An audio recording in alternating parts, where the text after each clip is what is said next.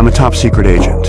Every piece of gear I wear can turn into a weapon, but this time I nearly ruined the entire mission.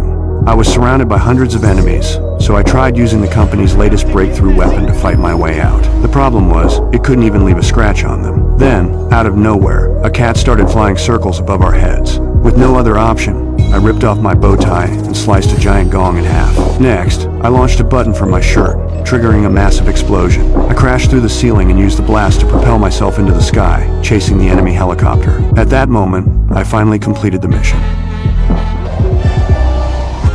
When I got back to headquarters, I headed straight to the weapons lab. My coworkers saw me glowing from head to toe and immediately blamed the weird scientist. The guy had been a genius since childhood, but every weapon he invented was completely harmless. I was so furious that I fired him on the spot. Later, when I went to deliver the mission results, I discovered the briefcase I had risked everything to recover was empty. The deadly weapon was still out there, continuing to take innocent lives. Even worse, the person behind it all was impersonating me. I had no way to explain what had happened, so I had no choice but to run and clear my name myself. That also meant I had to go back and ask that so-called weirdo for help. By then, he had just developed a transformation serum. Right as I arrived at his place, I got thirsty and, without thinking, drank the serum. He completely freaked out. Seconds later, it started working. My hands instantly shrank, and when I woke up again, I had turned into a pigeon. I immediately demanded an antidote, but he told me it wasn't finished yet. It couldn't have gotten any worse. Even so, I still wanted to track down my enemies and get revenge right away. That's when it hit me. I was trapped inside the body of a pigeon. Just then, the scientist caught up with me. He showed me the advanced gadgets he had been secretly developing and said he wanted to join the mission. But before we could do anything,